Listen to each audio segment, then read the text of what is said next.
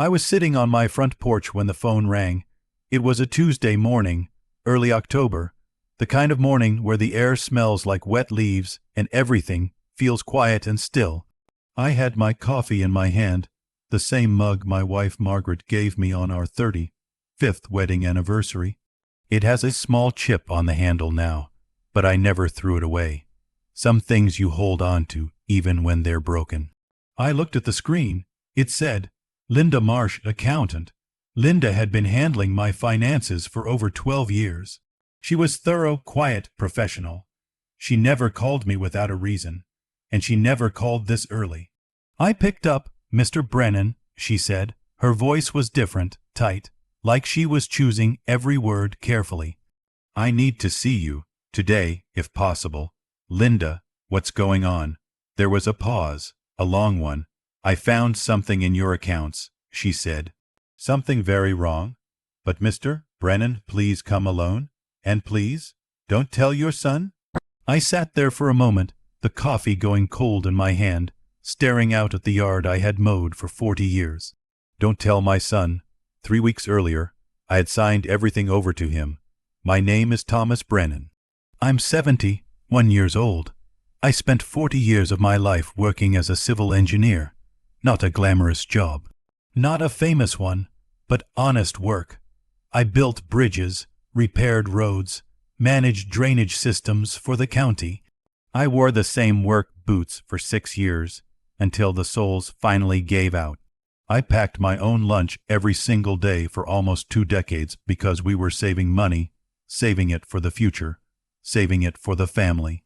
Margaret, my wife, was a school teacher, 4th grade.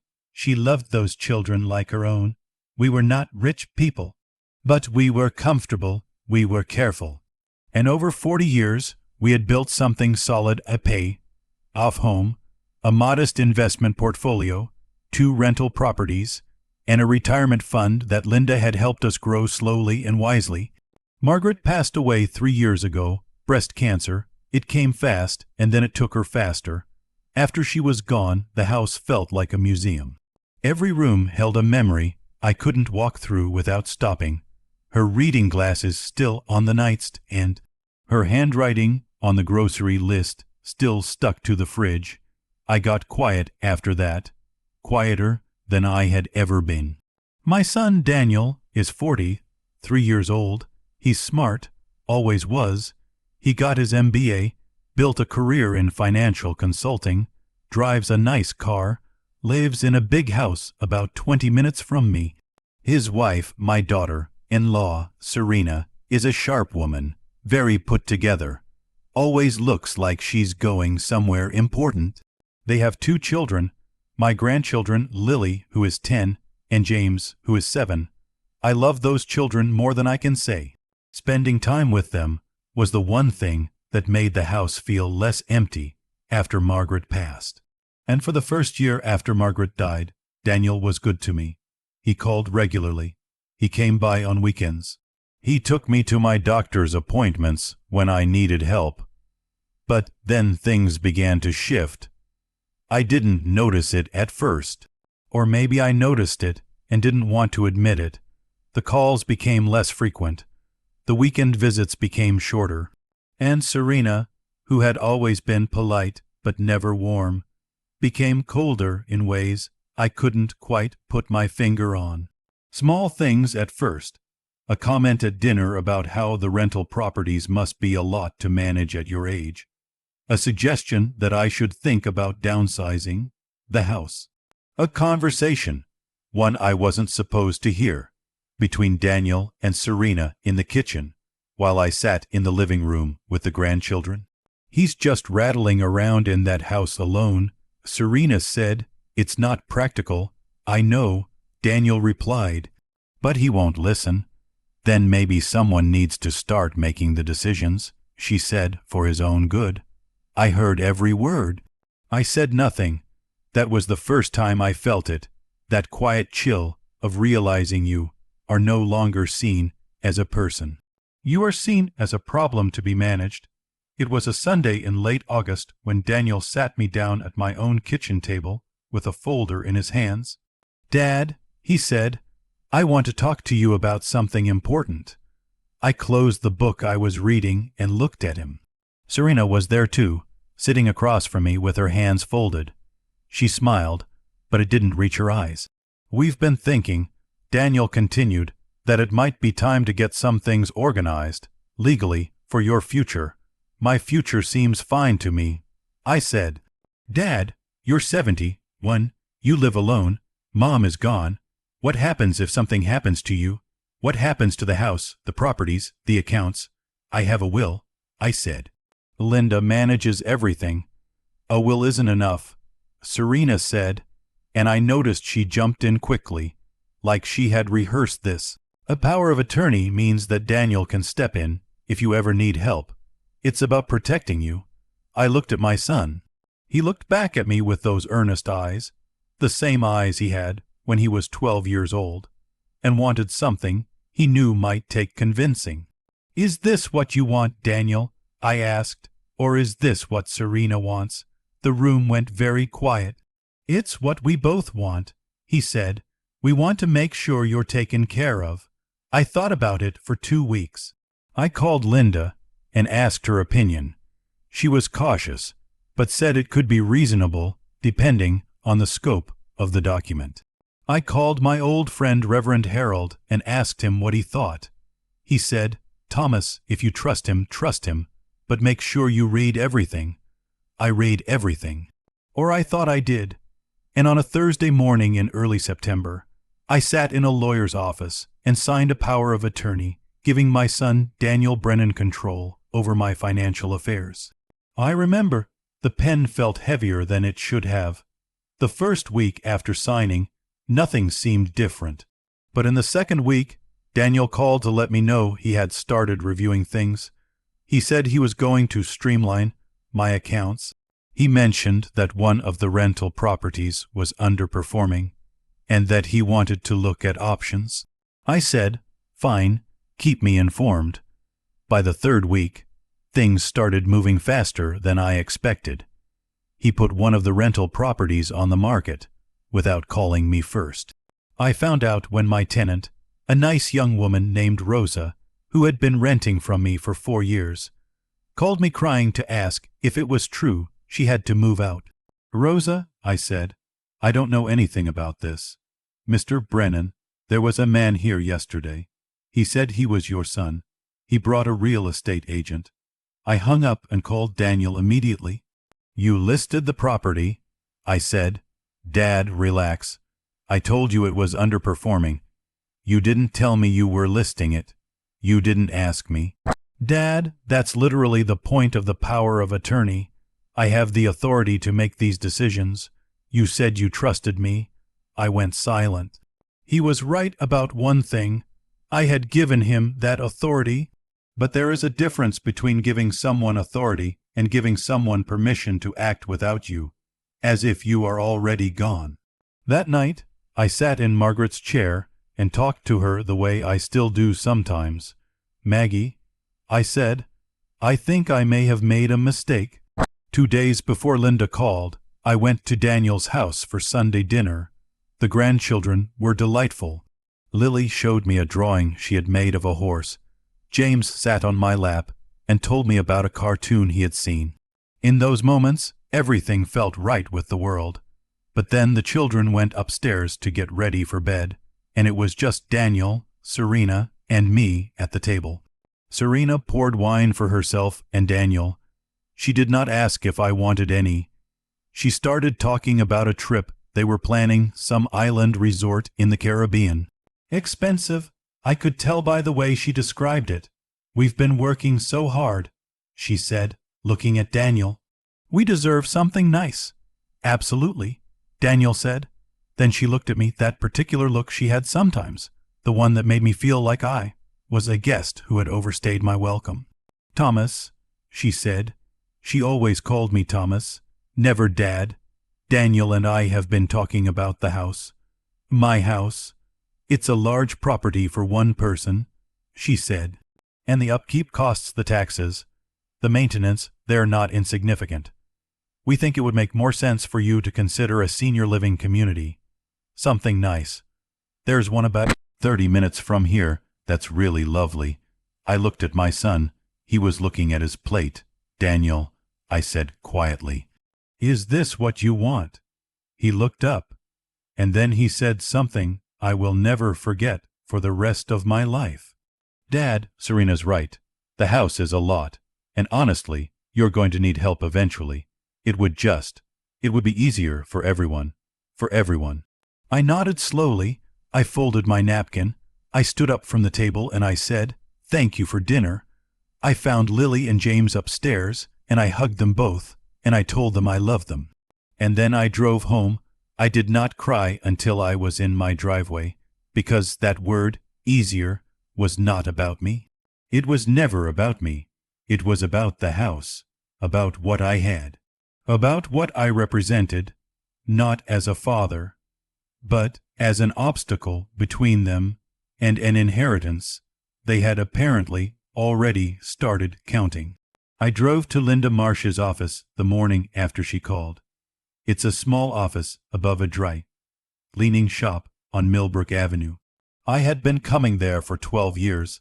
Linda is in her mid-50s, gray-haired, wears reading glasses on a chain around her neck. She is not a warm person by nature. She is precise and careful, like a good watch. But when I walked in that morning, and she stood up from behind her desk, I saw something in her face I had never seen before. She looked frightened, closed the door. She said. I closed it and sat down. She opened a folder on her desk and turned it toward me.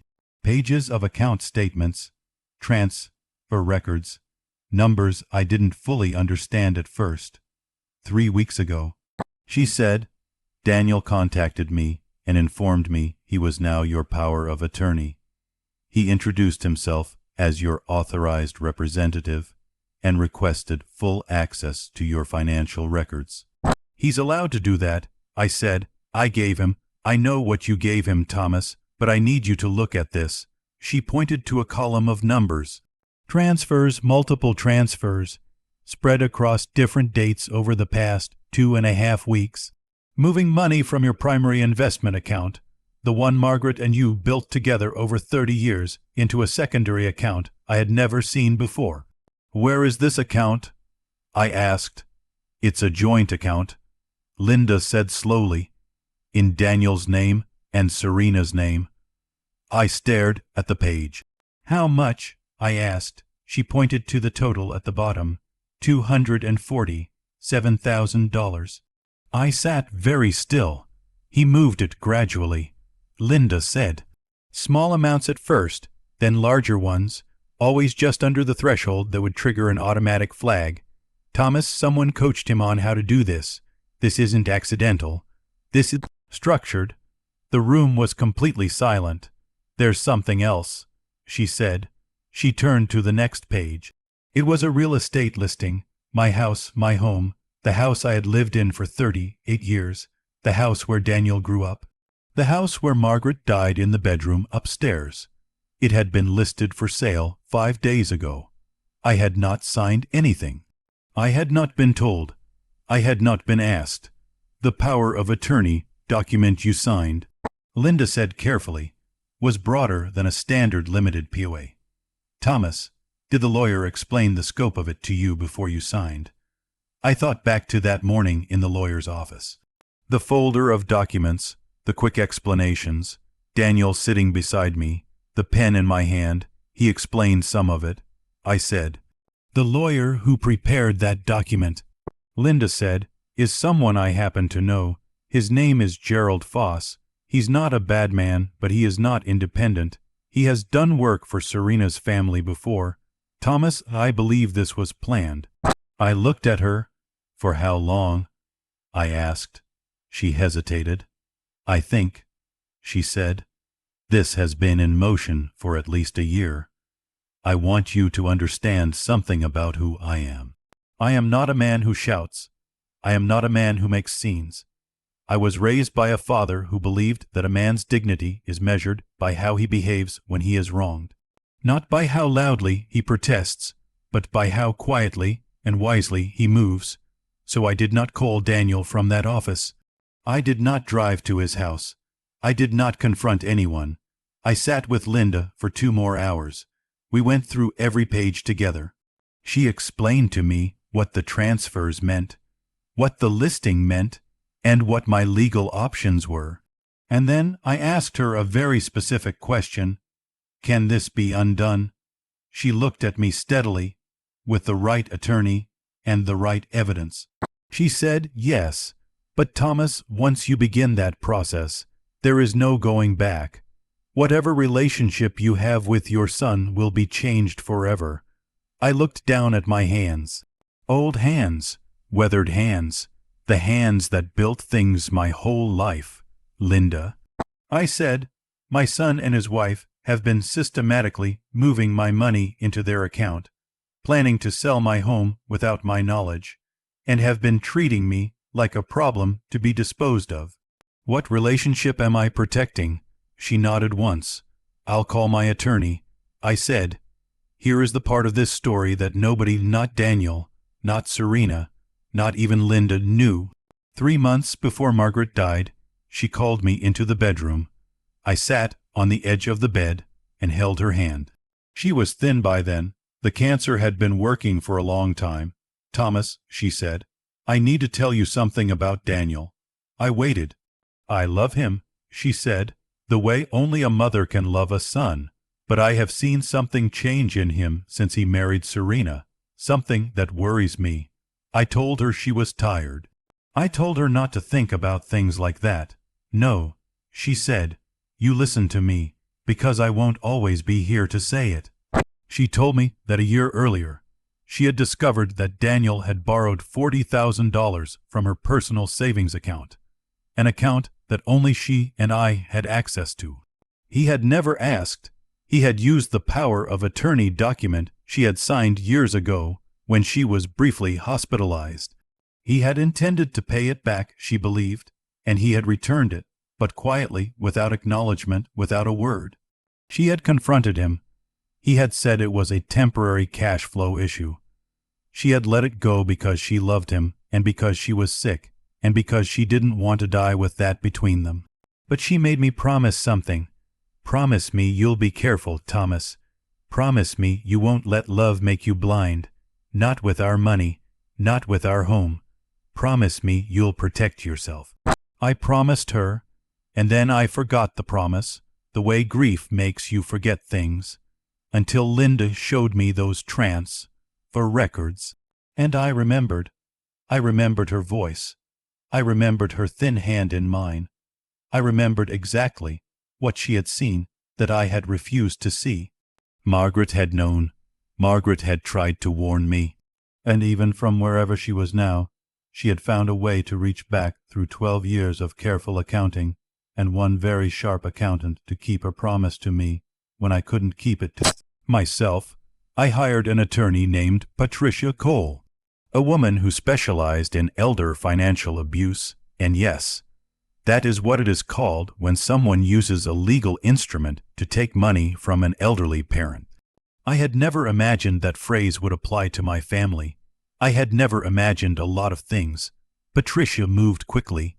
Within days, she had filed to have the power of attorney revoked on the grounds of breach of fiduciary duty. She had documented the transfers, the unauthorized real estate listing, and the conflict of interest with the attorney who had prepared the document. The house listing was taken down within 72 hours of her first legal letter. The transfers were frozen pending investigation. And none of this, not one single thing, did I announce to Daniel. He had no idea any of it was happening. I went about my days. I mowed the lawn. I had coffee with Reverend Harold. I called Lily and James on Saturday morning like I always did and listened to Lily tell me about her horse, drawing project, and James tell me about his cartoon. I was calm. I want you to understand that my calmness was not coldness. It was grief. There is a kind of grief that doesn't make you cry. It makes you very, very still. It makes you move through your days with a hollow feeling in your chest, like someone has removed something that should be there and left only the space where it used to be. My son had done this.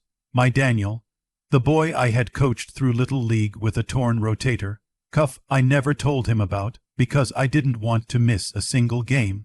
The boy I had driven to college in a truck full of his boxes, and then sat in the parking lot for 20 minutes before driving home because I didn't want him to see me cry. The boy I had loved with every quiet, steady, unglamorous part of myself for 43 years. He had looked at everything I had and seen an opportunity, and his wife had shown him how to take it.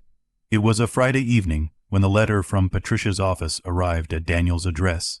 He called me 45 minutes later. Dad, his voice was different, hard at the edges. I got a letter from an attorney. Yes, I said. What is this? What is going on? I think you know what's going on, Daniel. A pause. Dad, listen to me. Those transfers, I was protecting your money.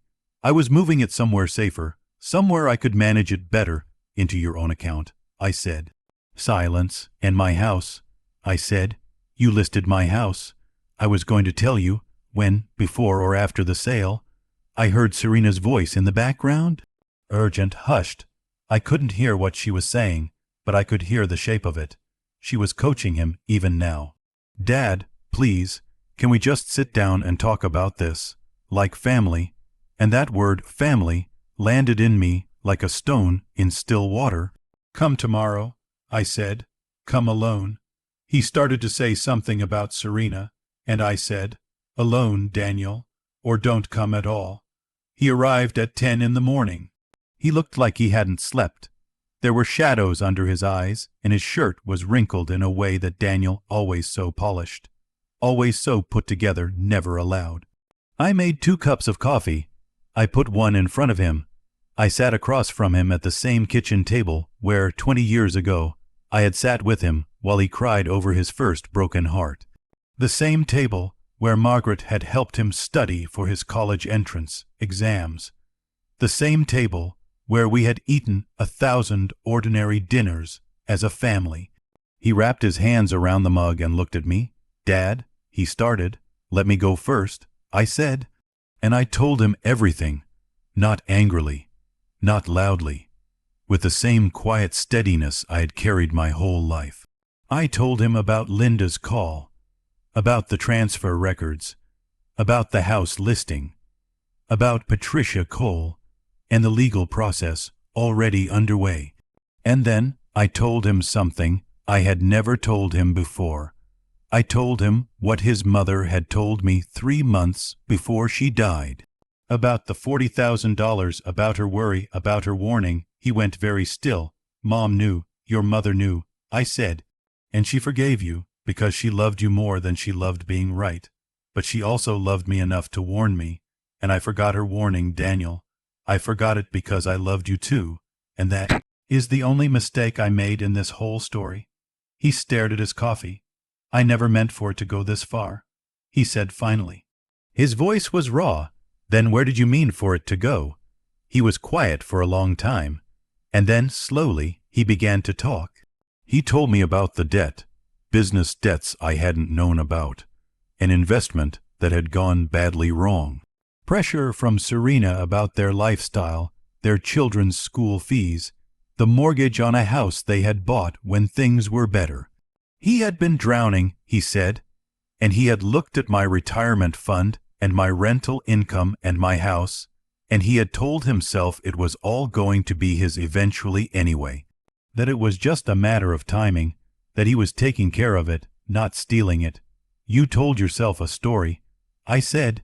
He looked up. When you take something from someone without their knowledge, and you convince yourself it's fine, because you'll get it eventually anyway, that's not caregiving, Daniel. That's theft with a bedtime story attached to it. He flinched. Serena, he started. Don't, I said. I know Serena's role in this, but you are my son. You sat at this table and you used the word family on the phone yesterday, and I need you to understand something. Family is not a financial instrument. I am not a portfolio to be managed. I am your father, and I am still alive. He broke then. Not loudly, just a quiet collapse. He put his face in his hands, and his shoulders shook, and he cried in the way that men cry when they have run out of every other option. I watched him. I did not go to him immediately, because love that costs nothing teaches nothing. But after a moment, after I let him sit in what he had done, I reached across the table and put my hand on his arm. Not to excuse it, not to erase it, but because he was still my son, and Margaret would have wanted me to. Here is the part I haven't told you yet. 3 days after my conversation with Daniel, Patricia Cole called me with some additional findings her team had uncovered during the financial investigation. What she told me is something I have gone over many times in the months since, and I still feel the weight of it every time. It turned out that the financial pressure Daniel was under, the debt, the bad investment, had not happened by accident. And it had not happened recently. Serena had been managing their finances separately for over 2 years. She had been moving money out of their joint accounts into personal holdings in her name. The same pattern, almost identical to what had been done to me, had first been done to my son. Serena had been building an exit, quietly, carefully. She had been systematically stripping Daniel of financial security so that when she was ready to leave, and evidence suggested she was close to ready, he would have nothing and she would have everything, and the plan to take my money, my house, my retirement fund, my rental income. That was her plan. Daniel had been convinced to execute it. He had been told it was to save the family, to save their marriage. To save himself, he had been used just as he had tried to use me. When I told Daniel what Patricia had found, he sat in his car in my driveway for 2 hours. I watched from the window. When he finally came back inside, his face looked like a man who has looked in a mirror and seen a stranger looking back. I thought I was protecting my family, he said. I know. I said, that's what she needed you to think. She was going to leave me with nothing. Yes. And I was going to do the same thing to you. He said it himself. I didn't have to say it. Yes, I said again. We sat in silence for a long time. The October light came through the kitchen window the same way it has come through that window for 38 years. The same angle, the same warmth on the same table. Dad, he said at last, I don't know how to ask you to forgive me. You just did, I said. And I'll think about it. Serena was confronted with the financial evidence. She left within the month. The divorce was not quiet, but it was swift. She had underestimated Patricia Cole, which was a serious mistake on her part. Daniel is rebuilding. It is slow, and it is humbling, and some days I can see how much it costs him. He sold their expensive house. He moved into a modest apartment. He enrolled both children in the local school, which they adjusted to better than he expected. He comes to see me on Sundays now, and he comes alone. And we drink coffee, and sometimes we talk, and sometimes we just sit. He has never asked me again to sign anything. I revoked the power of attorney. I updated my will with Patricia's help. Linda continues to manage my accounts with the same precision she always has. Rosa still rents from me, and her rent has not increased. I still live in my house. I still use Margaret's chipped coffee mug. I still talk to her, sometimes in the evenings. You were right, Maggie. I told her one night, you were right about all of it. I think she knew. I think that's why she made me promise. I am not telling this story to make myself look like a hero. I made mistakes. I ignored warnings. I let love blind me in ways that could have cost me everything Margaret and I built together. But I want to say something to every person watching this, especially if you are older, if you are widowed, if you are alone in a house that feels too quiet, if your children sometimes look at you and you wonder if they see you or see what you own. You are not an inconvenience. You are not a liability. You are not a problem to be managed. You have a life that belongs entirely to you, and no piece of paper, no matter how many times it is explained as being for your own good, changes that fact. And I want to say something to the younger people. watching to the sons and daughters and spouses. The people who loved you before you had anything to offer are the rarest people you will ever know. Your parents sat beside you in the hospital when you were sick. They drove you to your games. They co-signed your student loans. They ate simply so you could go to a good school. They held themselves together after burying the person they loved most in the world. And they did it partly because they still wanted to be there for you. Do not look at them and see an estate. Look at them and see what they are, the reason you are standing. Because here is the hardest truth of all, and I say this as a man who almost lost everything to it. The moment you start treating a person like a resource, you stop being capable of loving them. And the moment you stop being capable of loving, you have lost something that no amount of money will ever buy back. I know this. I watched my son almost learn it too late. I watched a woman build a careful plan to take everything from two people she had promised to love. And in the end, she left with less than she started with, not because the law caught her, though it did, but because a person who moves through the world taking from everyone they touch will always, eventually, find themselves alone in a room with nothing but what they deserve. Karma is not dramatic. It does not announce itself. It is quiet, like a Tuesday morning phone call from a cautious accountant who has been paying careful attention for 12 years. Margaret always said that the truth has a long memory. She was right. She was always right.